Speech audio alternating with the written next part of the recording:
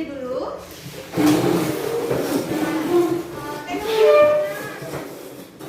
Tengok kiri kanan, apakah masih ada sampah? Kalau masih ada, tolong dikutip, dibuang.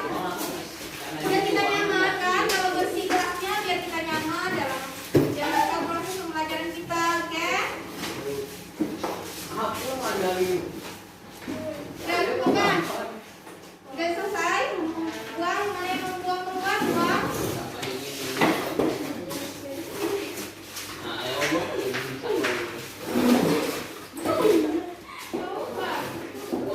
Ada depan, depan.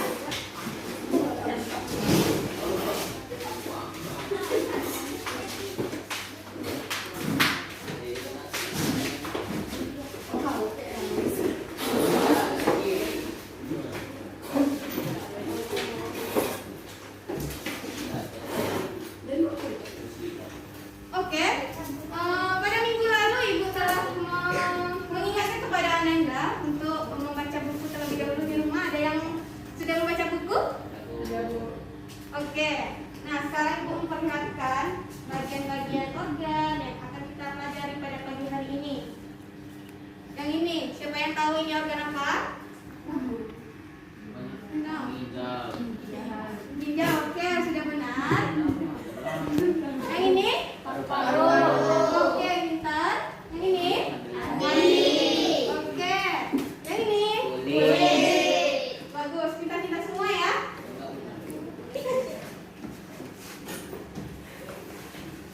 Nah, jadi berbagai organ-organ yang terdapat pada sistem yang kita bahas pada pagi hari ini itu selalu kita gunakan, selalu terdapat di dalam tubuh kita, juga terdapat pada bagian luar tubuh kita seperti kulit tadi. Oke, ada yang tahu sistem apa yang kita bahas pada pagi hari ini? Sistem ekspresi. Oke, benar, sistem ekspresi.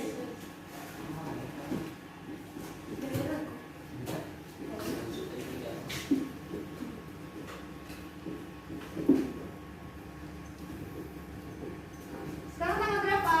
8. Bulan 6.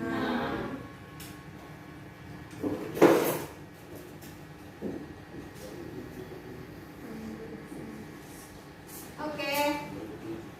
Nah, sistem ekspresi. Nah, sebelum kita mulai pembelajaran kita, Ibu akan menjelaskan apa saja tujuan dari pembelajaran kita pada pagi hari ini.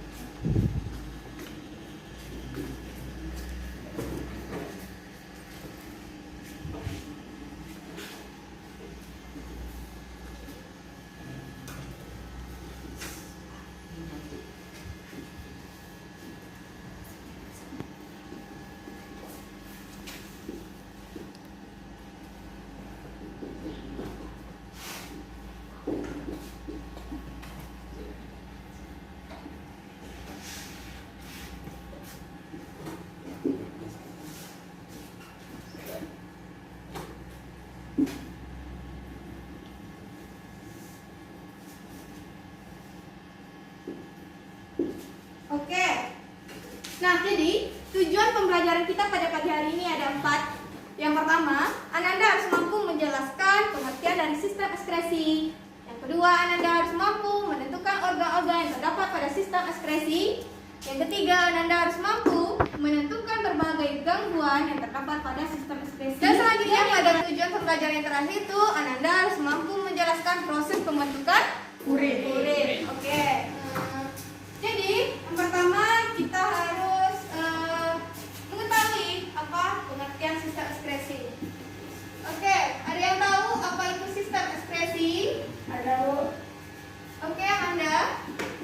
Sistem ekspresi adalah sistem pengeluaran. Oke, sudah benar ya yang disampaikan oleh Amanda. Sistem ekspresi disebut juga dengan sistem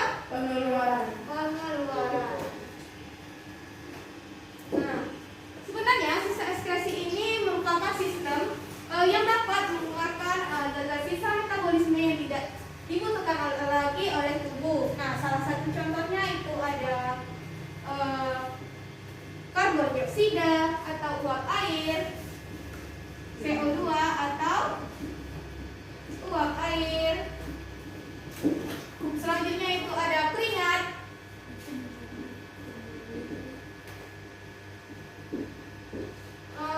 Selanjutnya ada contohnya cairan empedu.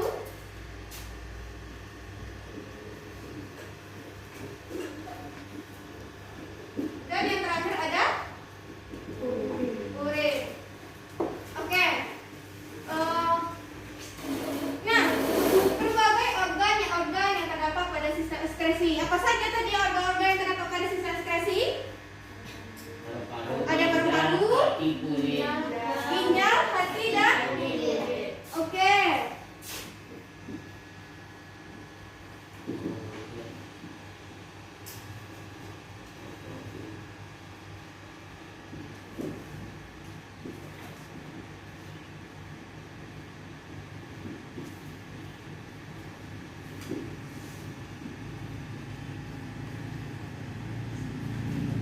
Oke, pada organ paru-paru. Siapa yang mengetahui apa saja fungsi dari paru-paru? Salah satunya saja. Salah satu fungsi dari paru-paru adalah sebagai pelindung organ lain seperti hati. Oke, pelindung organ lain. Organ hati. Pelindung organ hati. Nah, paru-paru selain berfungsi sebagai pelindung organ hati, dia juga berfungsi sebagai sistem respirasi. Nah, selain termasuk ke dalam sistem ekskresi ini, paru-paru juga termasuk ke dalam sistem respirasi atau sistem pernapasan. Nah, ketika kita bernapas, kita pasti memerlukan paru-paru untuk sebagai organ pernapasan kita. Nah, selain itu fungsi paru-paru dapat menghasilkan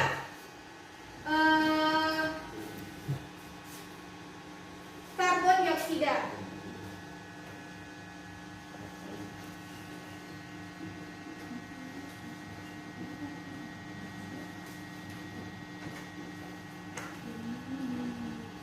Nah, seperti yang Ibu jelaskan tadi, berbagai contoh sistem pengeluaran itu ada karbon dioksida atau uap air, keringat, cairan empedu, dan urin. Maka karbon dioksida atau uap air ini akan dihasilkan oleh organ paru-paru. Oke, selanjutnya itu ginjal. Nah, di sini Ibu bertanya, siapa yang tahu apa saja yang termasuk pada fungsi ginjal? Oke. Membuang sisa metabolisme tubuh. Oke, benar.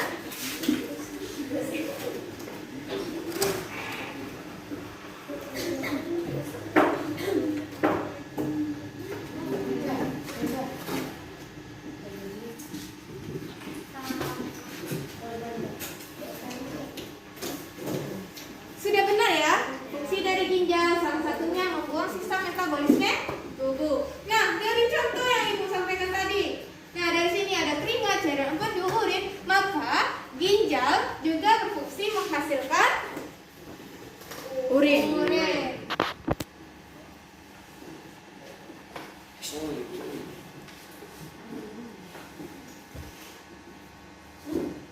Terakhir, yang ketiga, itu ada hati.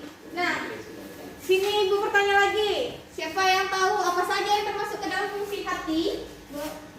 Oke, pada Keisha. Salah satu fungsi hati yaitu menghancurkan sel darah merah.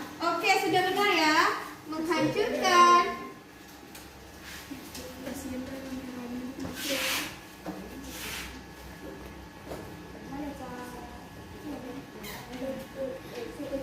Nah, fungsi hati itu menghancurkan sel darah merah atau dalam istilah biologinya eritrosit. Eritrosit sel darah merah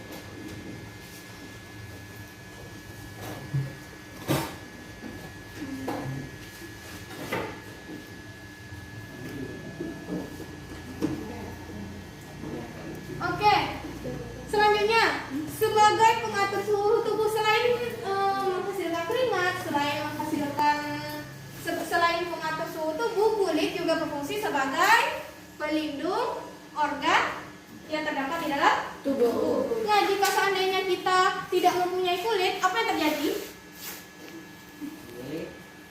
Seperti apa bentuk kita? Pasti aneh kan? Seperti tengkorak. Pernah melihat tengkorak? Menakutkan? Menakutkan. Oke, jika kita tidak mempunyai kulit, kita berbentuk seperti tengkorak. Nah, terlihat tulangnya saja. Nanti tidak ada kulitnya yang melapisinya. Selain itu, organ-organ yang terdapat dalam tubuh kita, jika kita keluar rumah, maka tidak akan dapat terlindungi dari sinar matahari. Oke, kita harus mampu, Ananda harus mampu menentukan berbagai gangguan pada sistem ekspresi. Oke, bagus ya. Jangan lupa dicatat apa yang Ibu sampaikan. Nanti akhir pembelajaran Ibu akan mengadakan kuis.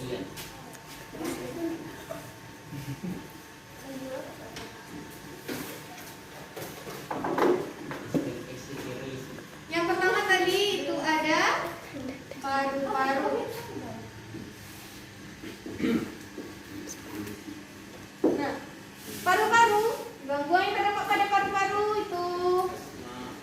Oke, benar ya. Asma. Nah, ada yang tahu asma itu penyakit apa? Sesak nafas. Sesak nafas.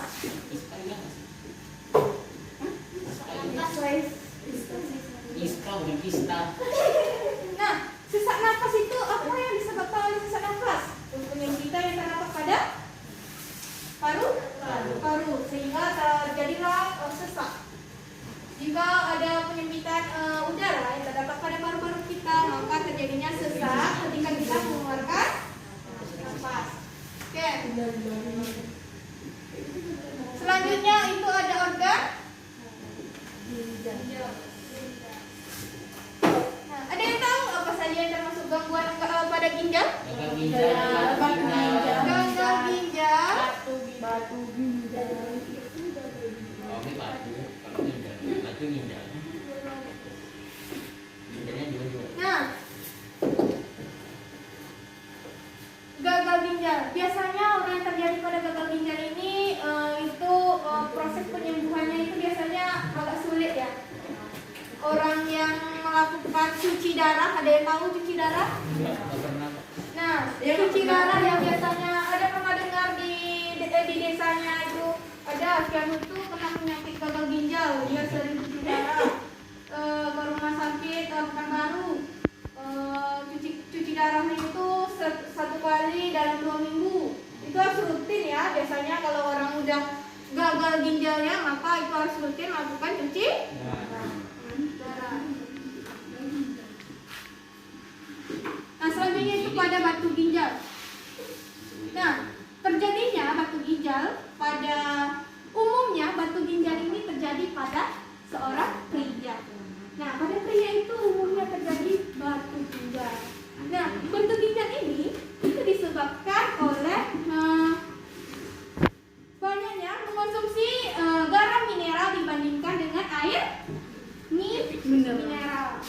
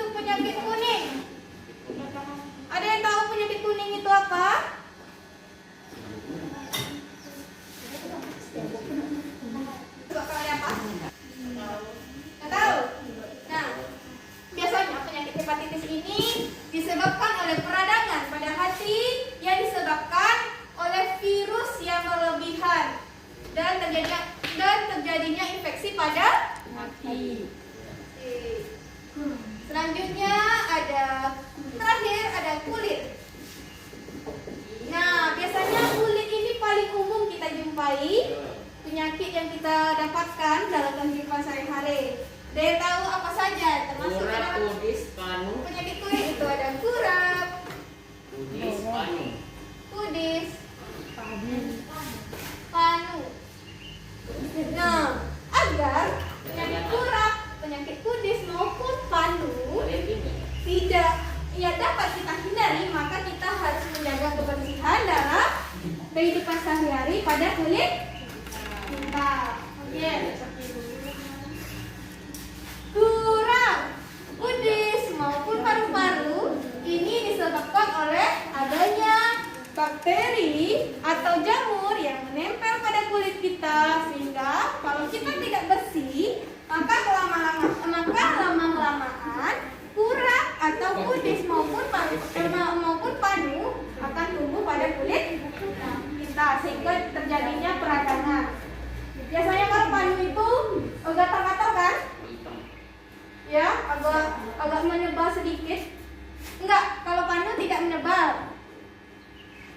Kalau kurap ini agak menebal, ya kan? Agak menebal di lapisan kulit kita itu gatal, biasanya gatal. Nah, jadi akan menimbulkan rasa tidak nyaman pada kulit kita. Oke, paham? Jadi sampai di sini ada yang ditanyakan? Tidak? Berarti sudah paham ya? Nanti kalau seandainya ibu memberikan kuis, sudah paham ya apa yang dijawab? Oke. Pembahasan kita yang terakhir untuk hari ini itu tahap proses pembentukan urin.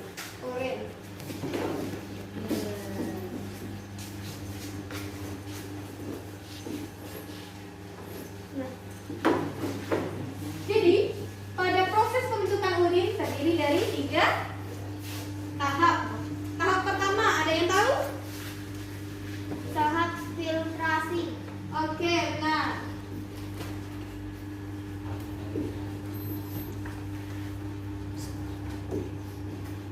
Yang kedua ada yang tahu tahap apa? Tahap reabsorpsi. Oke, benar. Tahap reabsorpsi.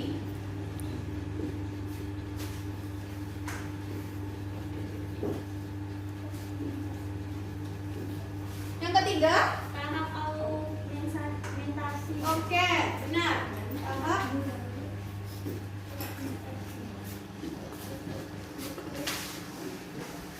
Nah, jadi pada tahap filtrasi. Nah, berdasarkan tempat terjadinya ketiga tahap tersebut, pertama itu tahap filtrasi. Nah, tahap filtrasi ini terjadi pada kapsul Bowman.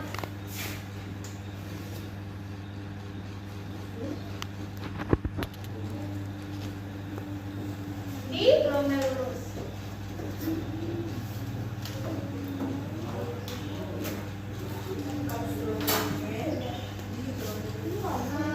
Selanjutnya pada tahap reabsorpsi. Nah, pada tahap reabsorpsi ini terjadi pada tubulus contortus proximal, pada lectum handle dan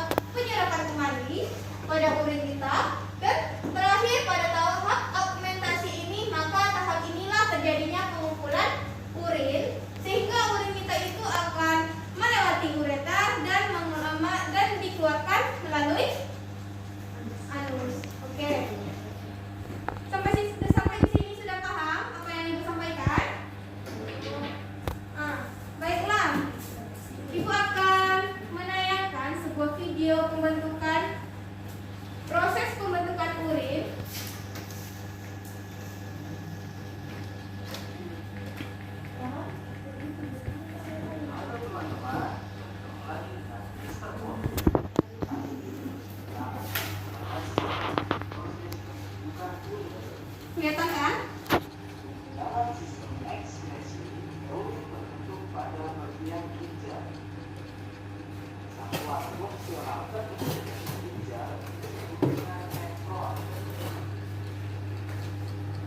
sistem urin terjadi pada organ ginjal. Nah, setelah ibu sampaikan tadi, proses pembentukan urin pertama itu tahap filtrasi.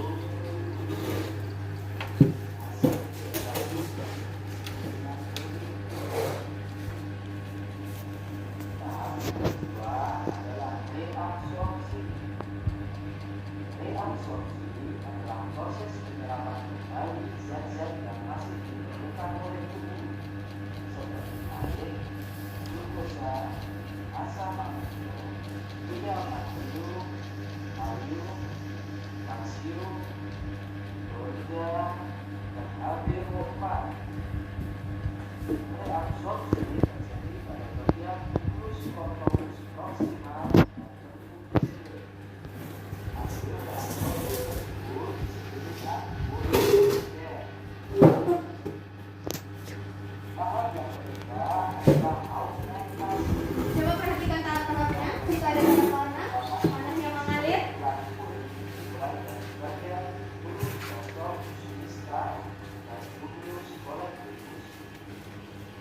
Hasil dari fermentasi disebut dengan urin sesungguhnya.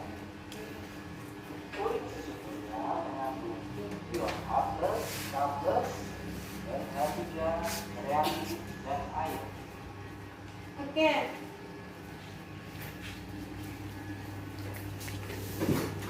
Nah, setelah ibu menayangkan video video tentang proses pembentukan urin, maka dapat kita ketahui hasil pada setiap tahap ini. Nah, pada tahap filtrasi itu menghasilkan hasilnya itu adalah urin.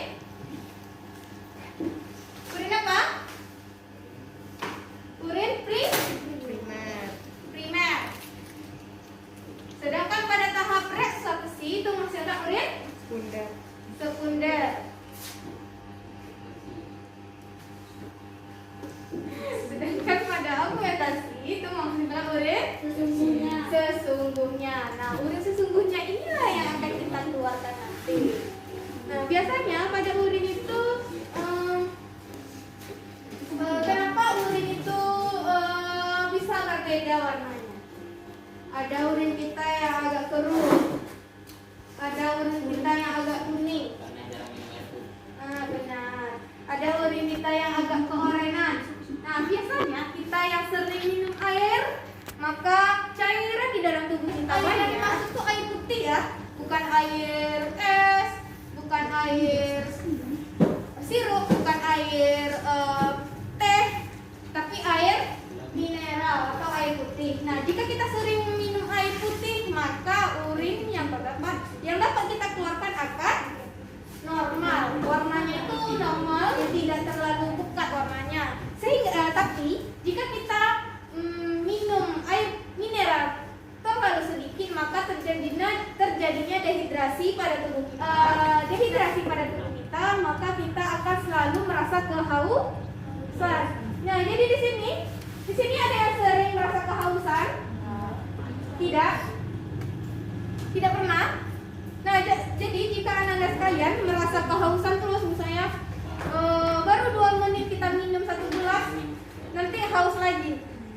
Setelah 2 menit atau 5 menit haus lagi. Nah, maka terjadinya dehidrasi dehidrasi pada tubuh kita. Oke. Jika terjadi dehidrasi, maka cairan yang terdapat pada tubuh kita akan berkurang, sehingga urin yang dihasilkan nanti akan berwarna lebih pekat warnanya. Sering menemukan urin berwarna agak keorenan? Enggak? Pernah melihat warna urinnya masing-masing? Enggak pernah? Saya enggak pernah? Tidak pernah diamati. Oke, nanti kalau Anda sudah tingkat tinggi sekolahnya, maka nanti ada proses praktikumnya dalam mengamati urin. Dan selain itu, kalian juga mengamati jika Anda berminat mengambil jurusan kedokteran, jurusan biologi, nanti Anda akan harus mampu mengamati semua organ-organ yang terdapat dalam tubuh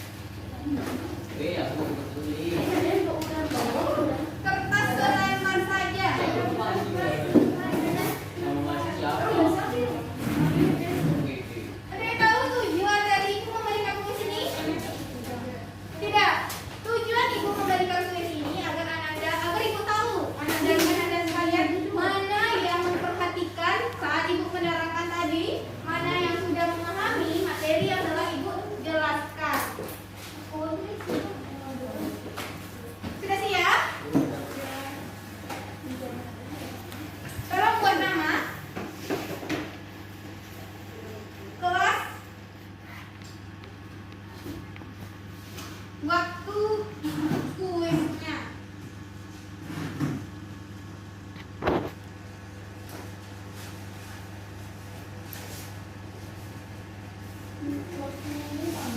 Iya, tanggal.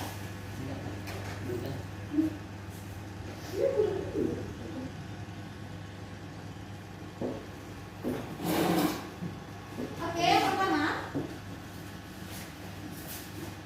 apa yang dimaksud dengan sistem ekspresi?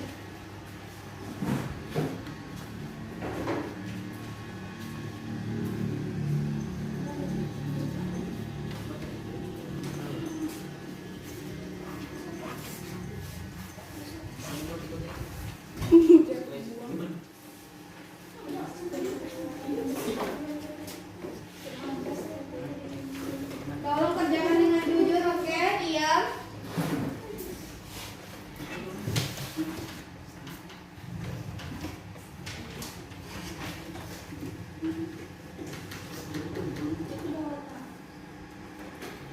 Yang kedua, organ apa saja yang terdapat pada sistem ekspresi?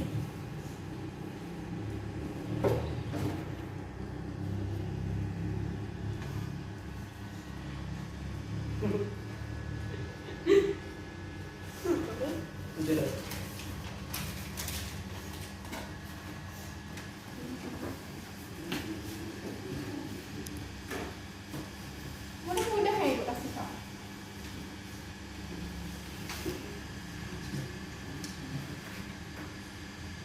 Sudah? Yang ketiga, salah satu fungsi dari ginjal. Oh, kata dia.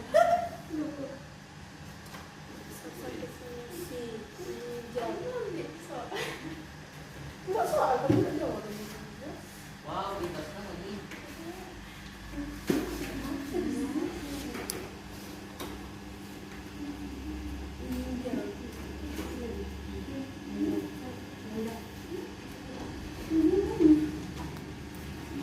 Ya? Belum.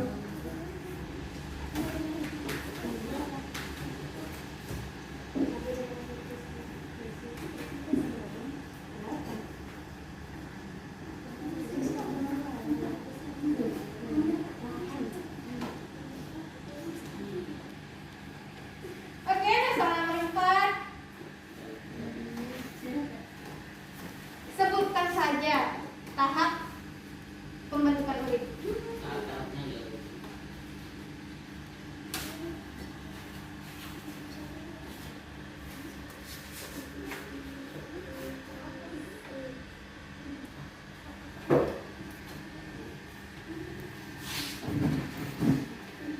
Soal yang terakhir,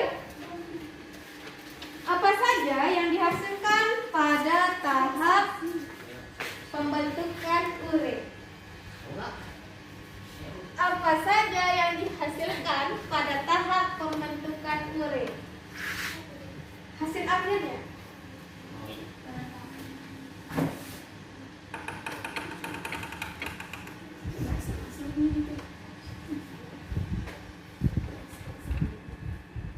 Selesai?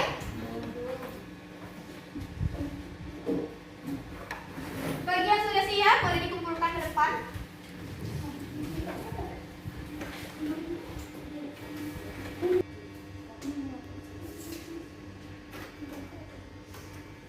Oke, waktunya sudah habis dikumpulkan. Siap tidak siap dikumpulkan.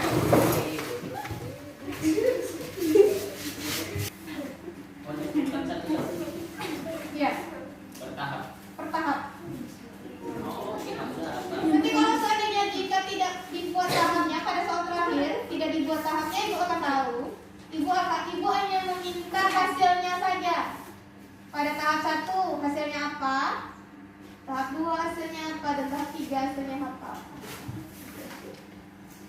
Oke, bagi yang udah siap dikumpulkan.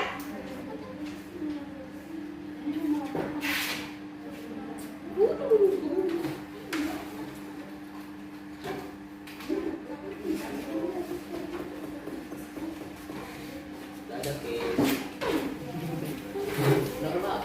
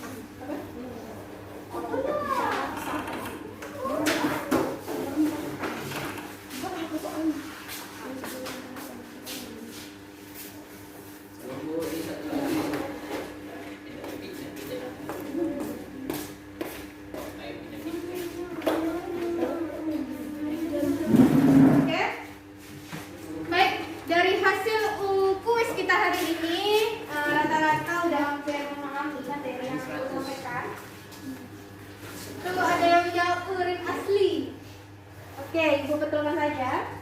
Tapi lebih baik urin sesungguhnya kaget ya. Oke, nanti di akhir pembelajaran Ibu akan lakukan. Nah,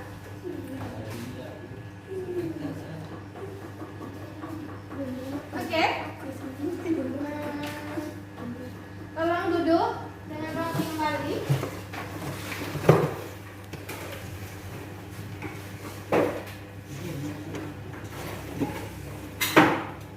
Nah, sebelum Ibu mengakhiri pembelajaran kita pada pagi hari ini, ada yang tahu atau ada yang bisa menyimpulkan pembelajaran kita pada pagi hari ini? Nah, Ibu tunjuk saja. Manda, Manda. Ada. Tidak bisa. Skip man. Coba simpulkan materi tentang sistem ekspresi tadi. Yang Amanda ingat saja.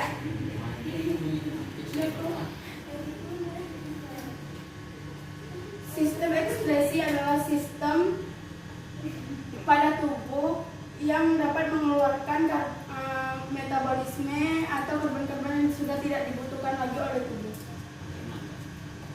Oke, sudah benar. Nah, jadi dapat Ibu simpulkan pada materi pembelajaran kita pada pagi hari ini mengenai sistem ekspresi. Nah, sistem ekspresi ini disebut juga dengan sistem pengeluaran. Yang mana kita dapat mengeluarkan sisa-sisa metabolisme yang tidak dibutuhkan lagi oleh tubuh. Nah, salah satu contohnya itu ada keringat, karbon dioksida atau urin. Selanjutnya organ yang terdapat pada sistem ekskresi. Nah, organ yang terdapat pada sistem ekskresi itu ada ginjal, paru-paru, hati maupun kulit. Nah, kemudian pada proses pembentukan urin. Proses pembentukan urin terdiri menjadi 3 tahap: tahap filtrasi, reabsorpsi, dan augmentasi. Nah, pada tahap filtrasi ini terjadi pada kapsul Bowman. Nah, hasil akhirnya itu akan menghasilkan urin primer. Selanjutnya itu pada tahap reabsorpsi itu terjadi pada tubulus contractus proximal dan ligum handle. Selanjutnya itu pada tahap reabsorpsi itu menghasilkan urin sekunder. Dan yang terakhir pada tahap augmentasi itu terjadi pada tubulus contractus distal dan tubulus collectivus. Nah, hasil akhir pada tahap augmentasi ini akan menghasilkan urin sesungguhnya. Oke. Sampai di sini ada yang ingin ditanyakan mengenai pembelajaran kita pada pagi hari ini? Nah, jika tidak, Ibu mengingatkan kembali kepada Ananda sebelum Ibu mengakhiri. Nah, pada minggu depan kita akan bertemu kembali mengenai sistem pernapasan. Nah, di mana pada sistem pernapasan ini Ananda harus mengetahui atau membaca terlebih dahulu di rumah materi tentang sistem pernapasan. Nanti akan Ibu jelaskan juga seperti ini. Nah, di akhir pembelajaran Ibu juga akan mengadakan kuis dengan tujuan agar mengetahui Ananda sekalian apakah sudah paham atau telah memahami materi yang Ibu sampaikan pada hari tersebut. Oke?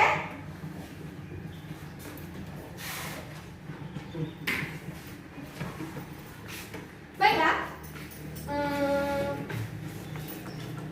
Mungkin pembelajaran kita mengenai sistem ekspresi pada pagi hari ini sudah selesai. Ibu harap ilmu apa yang Ibu sampaikan pada pagi hari ini itu menyangkut di otak Ananda sekalian. Oke? Nah, Ibu akhiri. Jika ada salah kata Ibu mohon maaf.